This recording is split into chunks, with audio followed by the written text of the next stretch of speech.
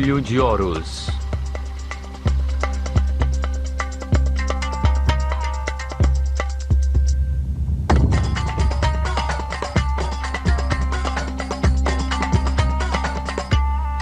Décima parte. Philae, o princípio feminino.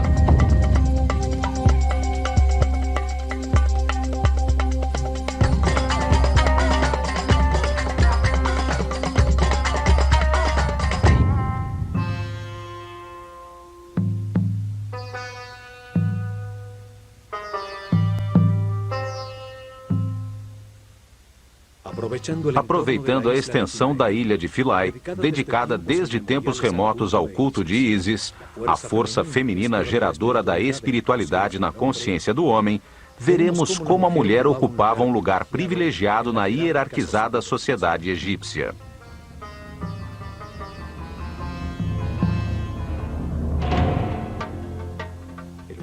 O universo egípcio estava fundamentado na dualidade, no masculino e no feminino, iguais entre si, responsáveis por gerar a ordem em meio ao caos, responsáveis por tornar o mundo cada vez mais perfeito, para depois conservá-lo eternamente.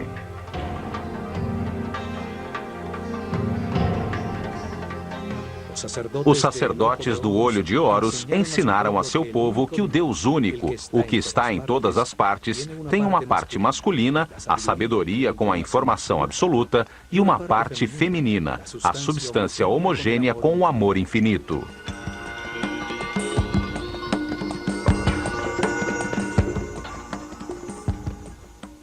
No topo do seu ordenado mundo divino, Atum, como era chamado esse Deus único, sabedoria absoluta mesmo antes da manifestação do universo, já tinha uma parte feminina, chamada Num. Era a substância virginal, a matéria não diferenciada e homogênea, as águas ancestrais, o amor infinito. Atum e Num, a dupla original, que se encontrava em repouso, ativa sua vontade divina, terminando o equilíbrio existente.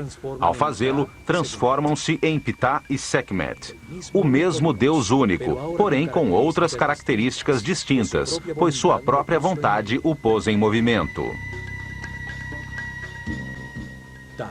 Ptah, a parte masculina do Deus único, emite informação criadora, e Sekhmet, a parte feminina, a gera em sua substância de amor, manifestando-se o Fiat Lux, a energia e a substância radiante em movimento.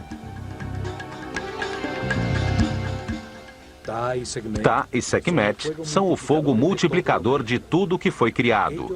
Eles geram outras duplas de divindades criadoras, as forças fundamentais, que foram chamadas Néters, extensão da causa primeira em um universo divino. A ação deste fogo radiante sobre si mesmo, sobre a substância amniótica original, gera Tefnut, a evaporação úmida, e Shu, o ar em movimento.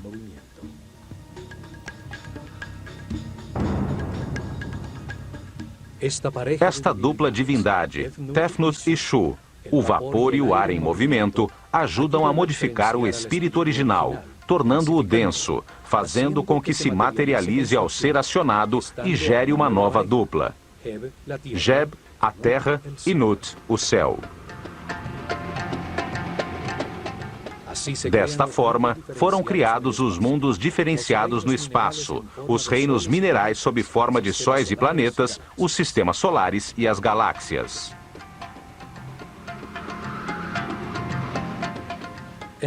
Neste mundo divino, nascem outras duas duplas, Osíris e Ísis, Set e Néftis. Estas duas duplas de forças fundamentais em oposição se encarregam do processo evolutivo de todas as formas materiais no universo para transformá-las novamente em espírito. Assim, pela ação das divindades criadoras, a matéria original se transforma. Diversas combinações matemáticas produzem diferentes estruturas vibratórias, fazendo surgir nos planetas o reino vegetal, estacionário, e o reino animal, em movimento.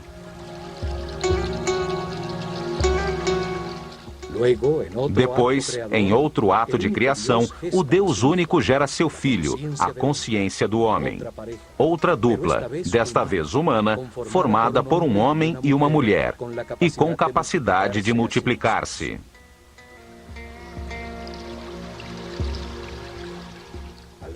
Ao fazer isto, Ta e Sekhmet, a dupla que cria o universo, transforma-se em Amon e Mut, os princípios masculino e feminino do Deus único quando cria o homem.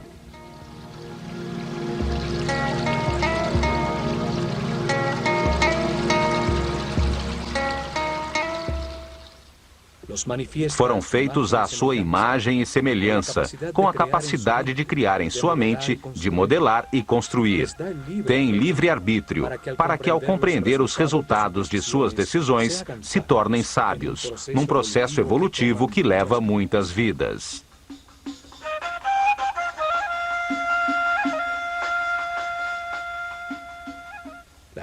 A estrutura egípcia do universo divino e humano estava fundamentada na dualidade. Por tudo isso, a mulher, com sua amorosa presença, tinha um papel muito importante na sociedade. Desde a rainha do Egito que gera o faraó, às sacerdotisas dedicadas ao culto de Ísis e Hathor, e até a mais humilde mãe do mais simples trabalhador, eram respeitadas e consideradas iguais aos homens.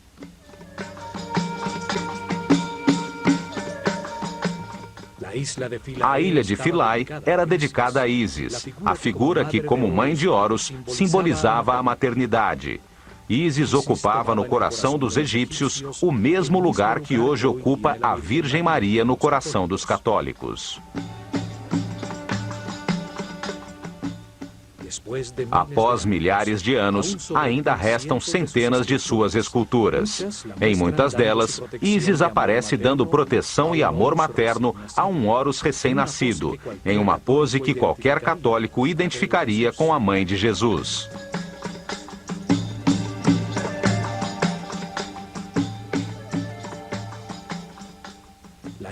A ilha recebia as iniciadas e sacerdotisas dedicadas ao seu culto em uma sociedade igualitária. Centenas de mulheres chamadas Henmuet Neter eram responsáveis pelo treinamento musical, cantos, bailes e pelo toque do sistro durante os rituais em todos os templos do Egito.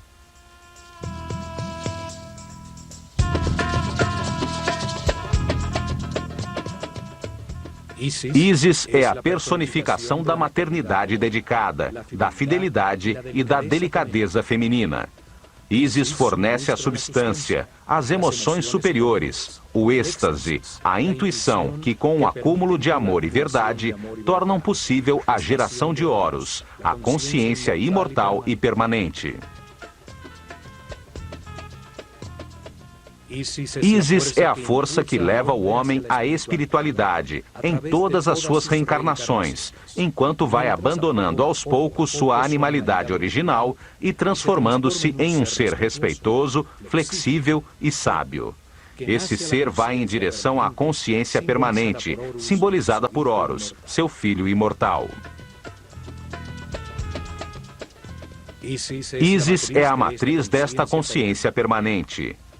Ela gera no mundo interior de todo homem as emoções superiores, conseguindo que eleve sua frequência de vibração. Ísis manda desde as dimensões superiores em direção à consciência, a inspiração que produz as ideias e que dão lugar às artes. Ísis impulsiona a busca e o reconhecimento de Deus. Impulsiona o caminho à espiritualidade, fazendo com que cada homem, livremente, em seu interior, possa sentir a emoção superior de adorá-lo e que o levará ao êxtase.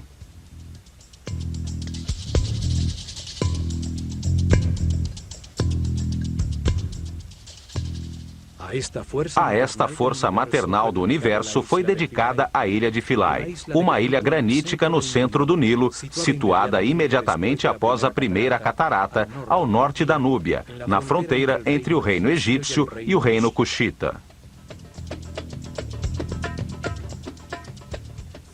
Philae quer dizer ilha ou montículo sobre as águas que emergiu no tempo de Ra. Este nome sugere o uso sagrado deste lugar desde a mais remota antiguidade.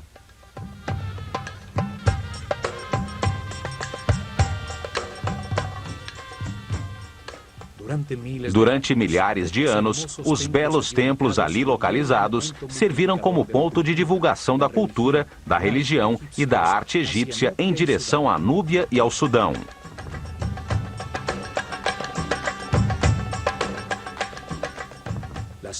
As ruínas mais antigas se encontram no canto sudeste. Ali existia um pequeno templo núbio, orientado para a estrela Canopus e dedicado a uma divindade chamada Mandulis. O templo foi destruído em alguma das antigas guerras entre egípcios e núbios. Ao lado de suas ruínas, os núbios construíram outro templo, dedicado a Arensnufis. Esse é o nome que deram a Osíris, o companheiro de Ísis. Os egípcios passaram a controlar a ilha e construíram um primeiro templo dedicado a Ísis. No ano 1250 a.C., Ramsés II deixou um marco em que afirma tê-lo reconstruído.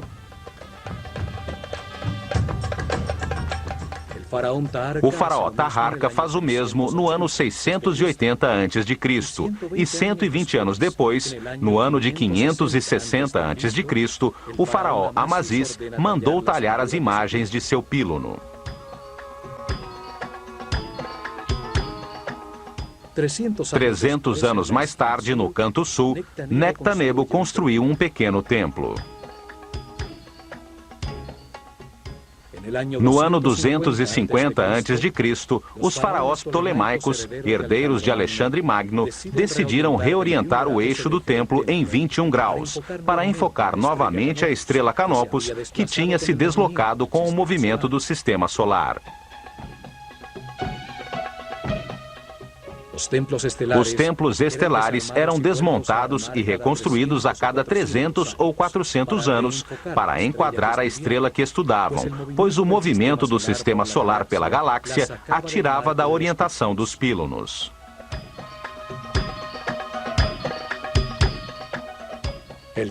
O templo deveria ser inteiramente desmontado para adequar-se ao novo eixo.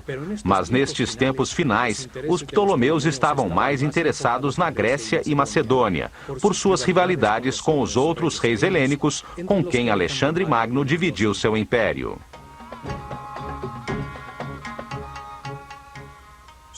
Sua localização em uma ilha tornava este trabalho ainda mais difícil. Por isso, decidiram construir um templo com um segundo pílono que enquadrasse adequadamente a abóbada celeste sem modificar o templo.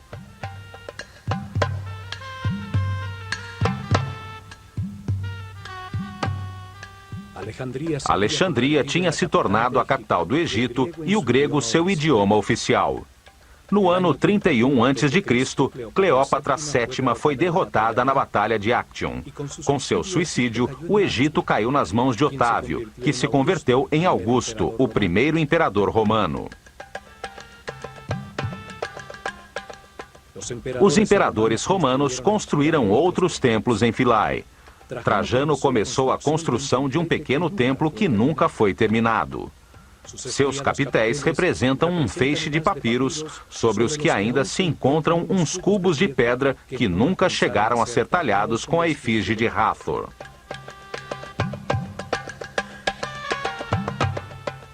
Philae foi um dos últimos lugares em todo o Egito onde permaneceram sacerdotes dedicados ao culto antigo. Ali surgiram seitas gnósticas que mais tarde, com o nome de Rosacruzes, maçons e Illuminatis, manteriam em segredo os conhecimentos egípcios. No ano de 553 d.C., a ilha, um dos últimos bastiões do chamado paganismo egípcio, foi dedicada a Santo Estevão e à Virgem Maria por um decreto do imperador Justiniano. No século XX, a ilha de Philae foi submersa pela represa de Assuan.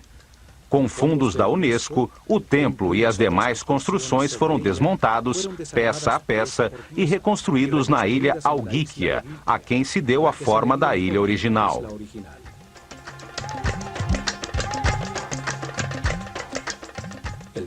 O templo foi orientado da mesma forma que o original.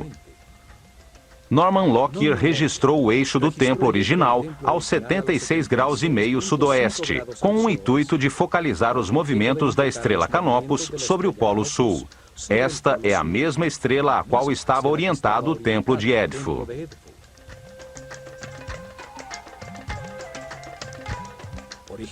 Originalmente, as duas torres do píluno enquadravam Canopus, a estrela polar do sul, aos 15 graus sobre o horizonte, durante milhares de noites. Uma nova confirmação de que todos os templos egípcios estavam orientados para uma estrela ou para o sol.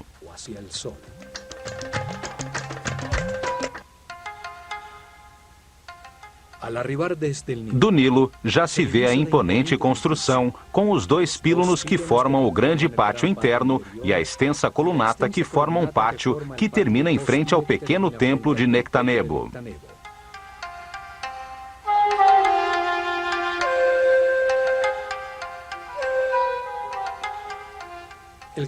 O grande pátio externo tem uma forma de trapézio pela disposição de uma colunata dupla, formada por 32 colunas construídas em um ângulo que se abre em direção ao templo, produzindo uma ilusão de maior profundidade. As colunas e um extenso muro que tem a distâncias regulares, uma série de janelas que se abrem para o Nilo, formam um imenso corredor. Todas as colunas são diferentes, como um conjunto de papiros. Seus capitéis floreados, de cores vivas, tinham diferentes formas.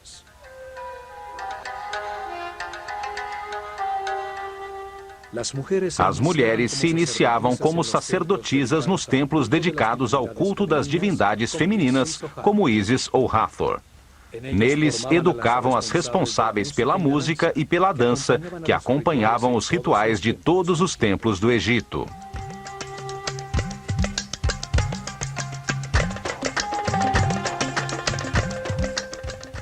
As mulheres dedicadas à música, chamadas de Shemayet, podiam também servir às divindades masculinas e também transformar-se em escribas. Mas era a mulher a encarregada de tocar o sistro, cujo som acalmava as divindades e permitia que a mente do homem descansasse.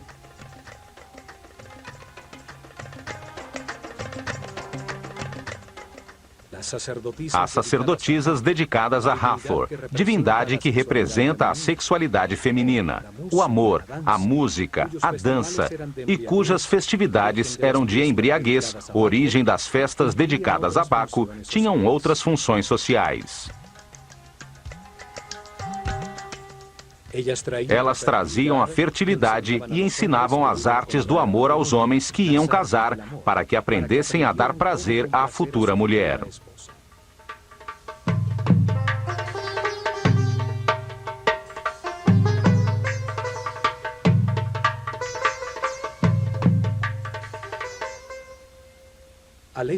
A leste, sobre a colunata do grande pátio, encontra-se um pequeno templo dedicado a Imhotep, o sumo sacerdote que construiu a pirâmide escalonada de Saqqara e deixou os planos e desenhos dos templos de Dendera e Edfu.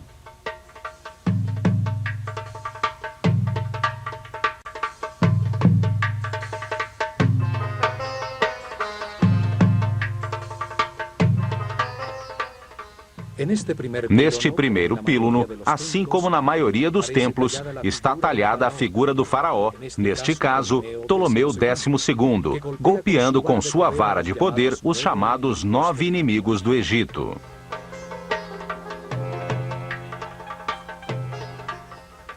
Era uma espécie de superstição gráfica simbólica que mantinha afastadas as forças do caos e proclamava a vontade do faraó, mediador entre o homem e a divindade, de manter a ordem no Egito e em todo o cosmo. O confronto entre a ordem e o caos é uma mostra da maneira dual como os egípcios encaravam o universo. Assim também o país tem duas regiões, o Grande Vale do Nilo, chamado de Alto Egito, e o delta em que se abre quando chega ao Mediterrâneo, chamado de Baixo Egito.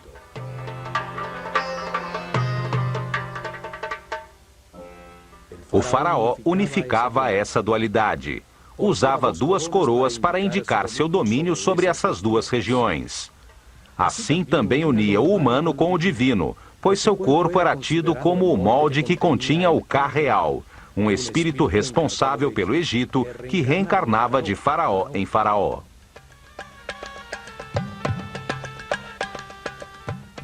Por isso, o faraó, o mais importante de todos os egípcios vivos, representava o nível de consciência alcançado pelo povo durante seu reinado. Era como um Deus menor, ao ser sempre a reencarnação do espírito designado por Deus para manter o Egito organizado.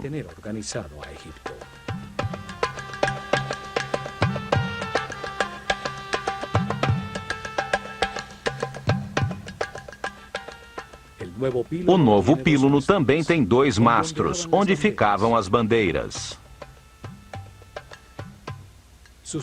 Suas duas torres deveriam ser simétricas, unidas em um pórtico. No entanto, aqui em Philae, a torre esquerda tem uma porta que leva diretamente à Capela dos Nascimentos.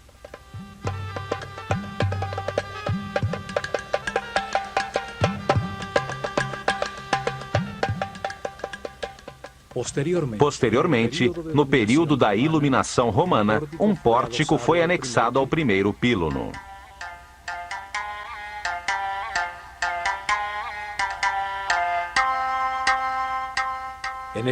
Nesta capela, celebrava-se o nascimento das divindades e de seus filhos, como Horus, e a maternidade de Ísis, nas datas em que sua representação no céu, Sírio, reaparecia, anunciando o novo ano, o solstício de verão e a enchente do Nilo.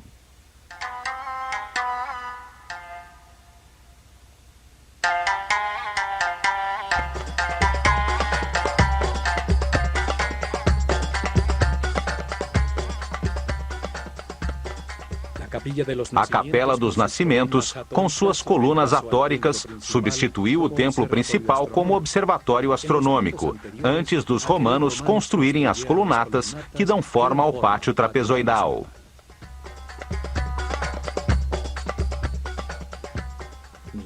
Nenhuma sociedade deu às mulheres o valor dado pelos egípcios.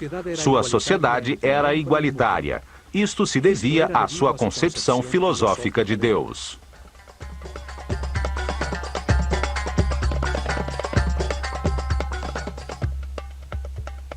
Em ações legais.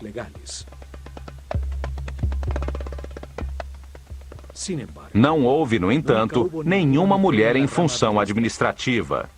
Eram os homens os encarregados da manutenção da ordem. Era o faraó quem governava e eram homens os oficiais que administravam o império.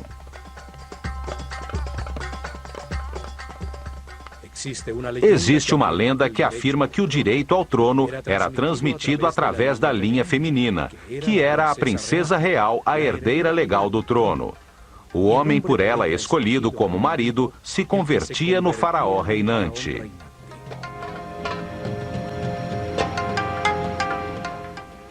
Isto obrigaria todo rei, sem importar que fosse o filho de seu predecessor, a ter que legitimar seu direito ao trono, casando-se com sua irmã ou meio-irmã.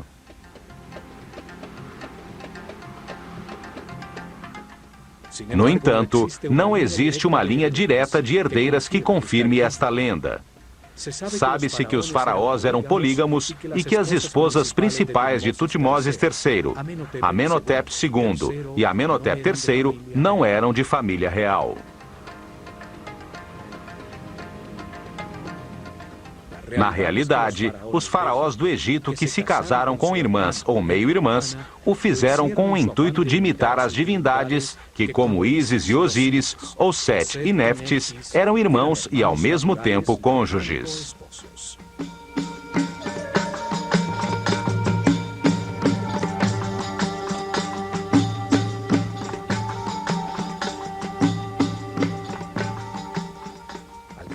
Ao casar-se com sua irmã ou sua filha, o faraó se distanciava dos súditos, que nunca se casavam assim, e se colocava ao nível das divindades, reafirmando seu direito divino de reinar.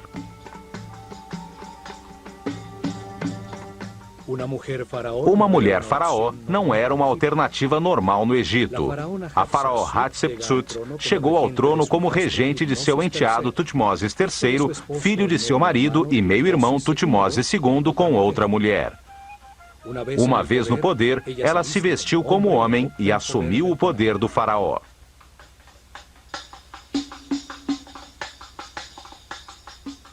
Após seu reinado, sua imagem como faraó foi sistematicamente apagada dos registros para eliminar da memória uma mulher que se apoderou do trono de forma imprópria. No entanto, suas imagens como rainha ainda continuam intactas.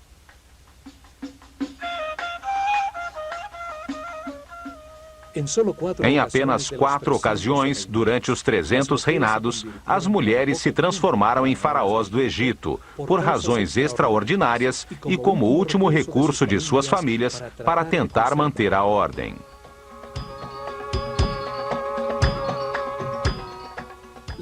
A primeira foi a rainha Nitiriket, que reinou ao final da 6ª dinastia, no começo do caos, que hoje se chama de primeiro período intermediário.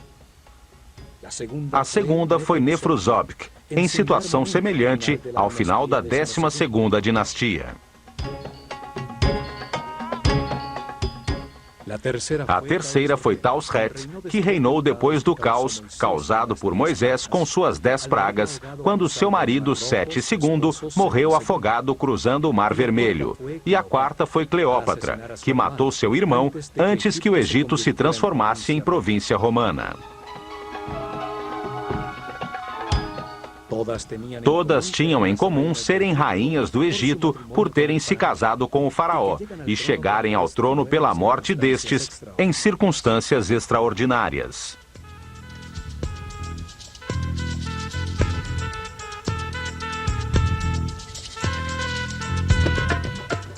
Os sacerdotes podiam se casar, mas só lhes era permitido uma mulher. Os demais homens, incluindo o faraó, podiam ter quantas quisessem, ainda que a maioria optasse por apenas uma.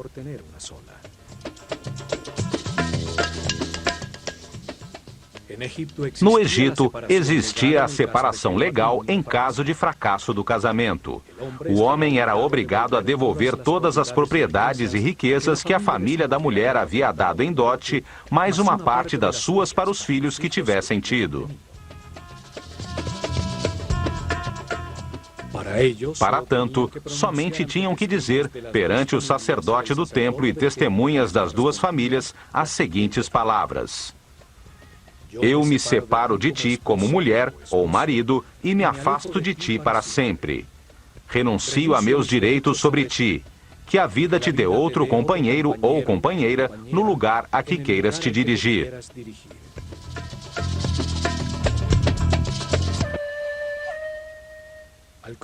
Cruzando o novo Pílono, chega-se ao antigo pátio das galerias, agora rodeado pela fachada original do templo, o corredor direito com suas 10 colunas e, ao lado esquerdo, a nova Capela dos Nascimentos.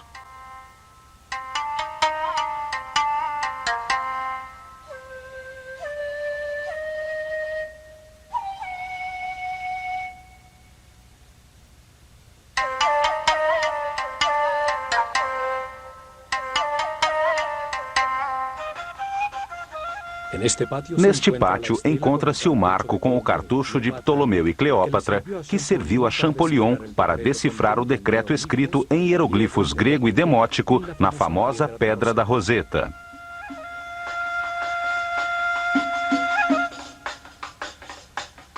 O decreto obrigava a render-se culto à pessoa do faraó.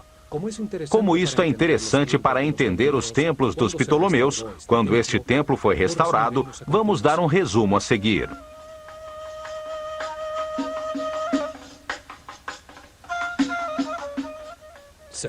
Decreta-se que todos os templos do Egito devem destinar em seu interior, ao lado dos santuários dos deuses, um lugar que mantenha uma imagem em ouro do eterno rei Ptolomeu, o amado de Ptah, o deus Epifânio Eucaristos, diante do qual deve-se colocar a imagem da divindade principal do templo, entregando-lhe a arma da vitória. Tudo deve ser feito com o estilo egípcio, e os sacerdotes, com suas vestimentas sagradas, devem prestar adoração 3 vezes por dia, realizar todos os rituais em sua honra e, nas festividades egípcias, carregá-lo nas procissões, como fazem com os outros deuses.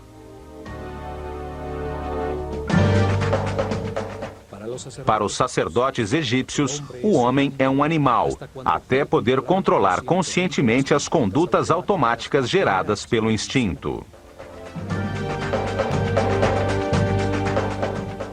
As reações automáticas do instinto permitem aos animais e aos homens ignorantes procriar, manter e defender a vida.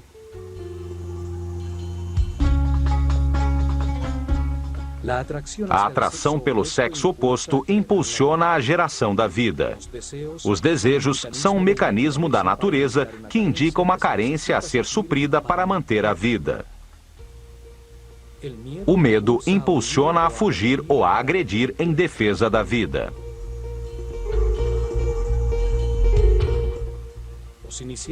Os iniciados aprendiam que os instintos são uma limitação para a realização espiritual superior. A escola de mistérios tinha templos especializados em gerar consciência e dar o treinamento necessário para a conscientização sobre tais condutas.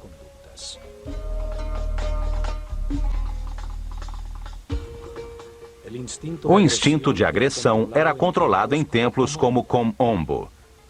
Ali, os medos eram superados pela compreensão de que nada há a temer, que a morte é apenas um passo para outra vida. Aprendia-se que o medo apenas desperdiça a energia vital necessária para que se atinja a paz interior.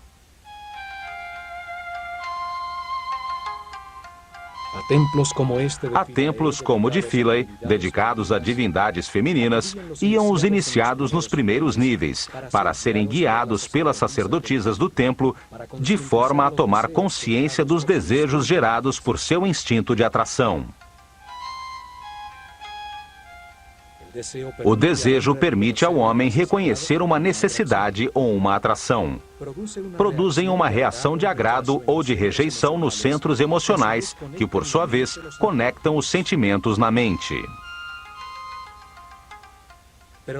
Mas tais sentimentos são polarizados. Podem ser de alegria ou tristeza. Podem produzir satisfação ou insatisfação. Por isso é tão importante compreender como são formados para podermos então controlar os de características negativas. Os sentimentos negativos geram apatia, esgotam a energia vital e escravizam o homem às baixas frequências de vibração. Os egípcios acreditavam que o caminho evolutivo começa com o controle dos centros inferiores, quando essas condutas automáticas se tornam conscientes. A forma egípcia para transcender as emoções, a lascívia e os desejos sexuais era reconhecê-los e experimentá-los. Uma pessoa inexperiente e ingênua se descontrola facilmente, é vulnerável a situações que desconhece e pode facilmente cair em depressão. Por isso, a primeira parte do treinamento dos sacerdotes, homens ou mulheres, os levava a reconhecer seus desejos.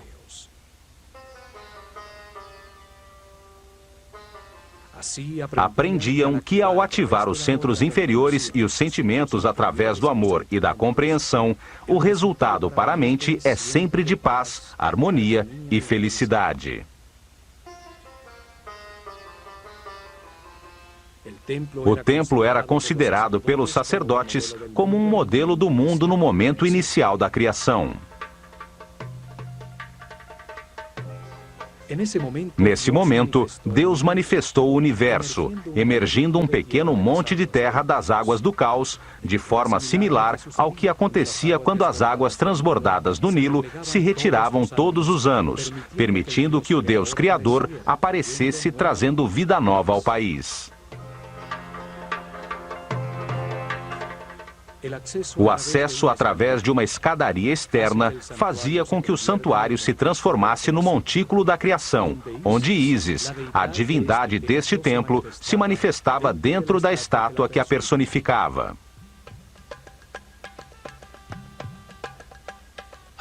Ao subir ao seu interior, chega-se a um pequeno pátio cercado por colunas, localizado no centro do chamado Salão da Vida, um salão suspenso com elevadas colunas.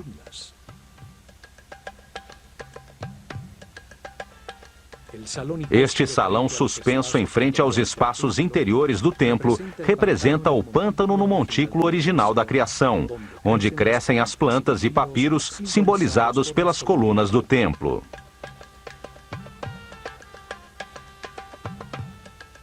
O espaço aberto central servia às vezes de capela, onde as figuras simbólicas eram expostas à luz solar para renovar a energia, num ritual antiquíssimo.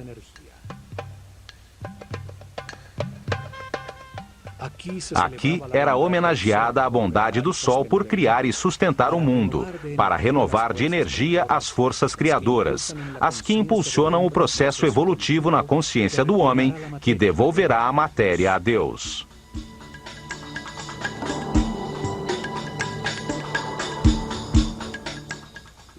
Os muros deste espaço foram talhados para mostrar como o universo era entendido. Vemos também outras talhas de numerosas cruzes cópticas, marcas da nova filosofia que chegou ao Egito quando Philae se transformou numa igreja católica.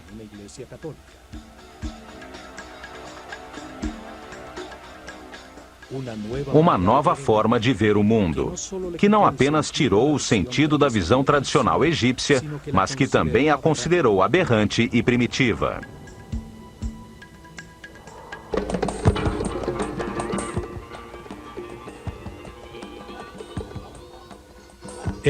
O Salão da Vida, ou Per Ankh, servia como um escritório, onde eram escritos, copiados, editados e armazenados os textos sagrados. Ali eram feitas em papiros as ilustrações mestras que deviam ser talhadas nos muros do templo.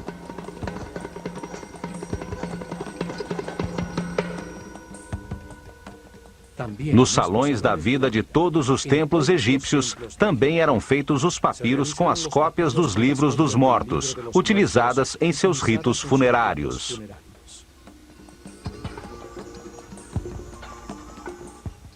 A Casa da Vida era o centro de ensinamento do templo. Teologia, arte, ritualismo, magia, astronomia e medicina eram aqui ensinados. A biblioteca, com os textos armazenados, serviu como modelo para a Biblioteca de Alexandria.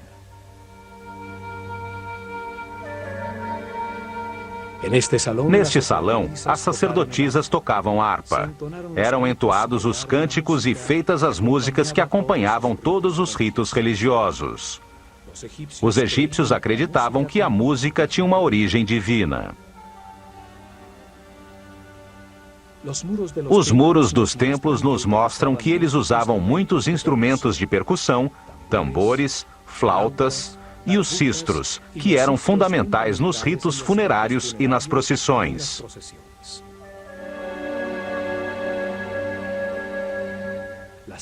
As danças, as músicas e os cantos estimulavam o Criador para que a fertilidade não fraquejasse, evitando assim que o cosmo retornasse ao caos.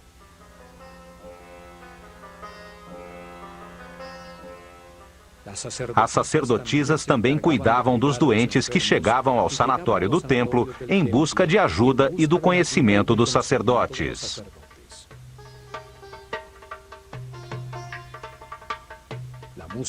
A música era usada como instrumento de cura espiritual e material, e as notas musicais eram usadas como medida entre a Terra e os planetas. Ao dançar, adorava-se a Deus, à força do amor, à felicidade, ao baile e à música.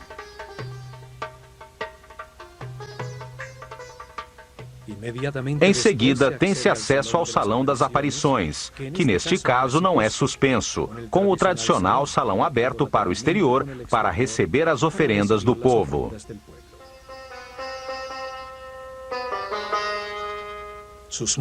Seus muros contêm cenas que, como em todos os templos do Egito, não têm nenhum fundo. A interação do faraó com as divindades acontece fora do tempo e do espaço.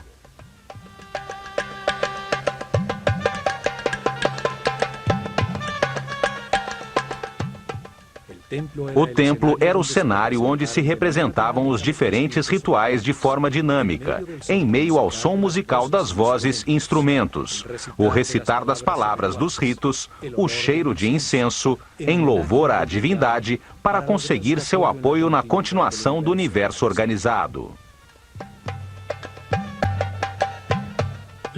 Havia liturgias diárias e uma série de festividades cíclicas, onde as figuras simbólicas recriavam os mitos em cerimônias no espaço sagrado do templo e procissões em barcas sagradas pelo Nilo em direção a outros templos.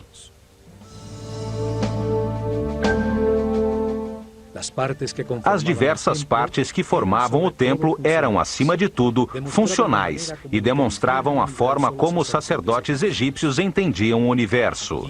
Ali, o rito lhes dava o poder, legitimando a ordem social de sua civilização. O rito gerava e organizava essa ordem social.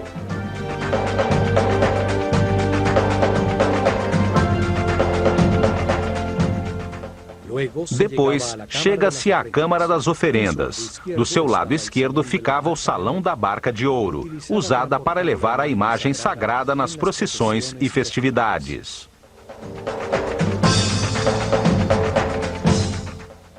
Saía da antecâmara uma comprida escada reta que levava ao terraço do templo, onde se realizavam as cerimônias e os registros do céu, assim como nos outros templos do Egito.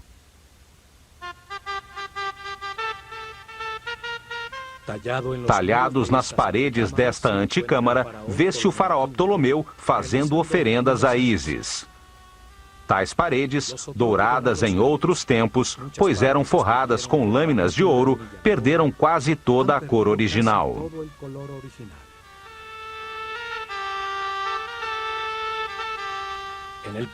No ponto central do templo estava o Santuário de Ísis, que continha em seu interior um altar de granito com a imagem de ouro da divindade. Era a estátua do culto, que era levada na barca de ouro durante as procissões e rituais.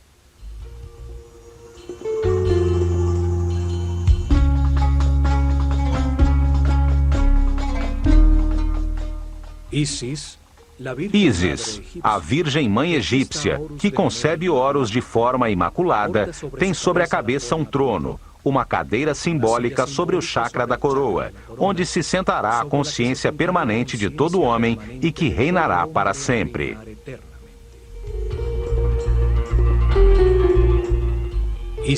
Ísis é a tradução grega do nome egípcio Aset, que significa trono da consciência.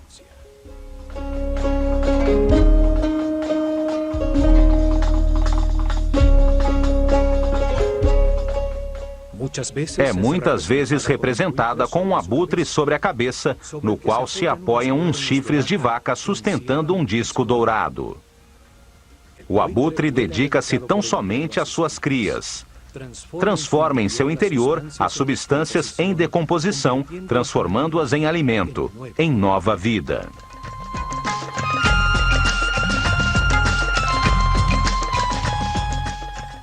A vaca, que transforma a vegetação em alimento para o homem, era para os egípcios o símbolo do princípio nutritivo.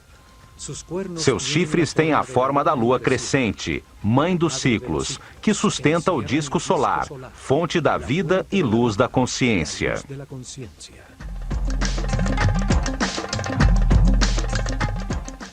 Este santuário simbolizava o respeito que os egípcios tinham pela maternidade, um respeito baseado na busca da ordem e do equilíbrio.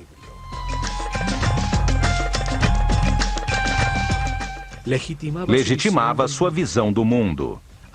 Este era o coração do espaço dos rituais, a casa da divindade onde o faraó ou os mais altos sacerdotes interagiam com a divindade, representando todos os homens.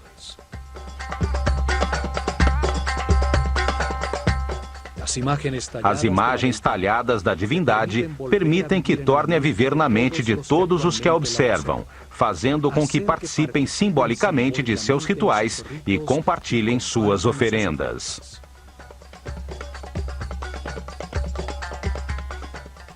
Esta é a herança que os antigos egípcios deixaram à consciência de toda a humanidade. A visão de um universo dual, um lugar onde se experimenta os contrastes polares para que se entenda a neutralidade.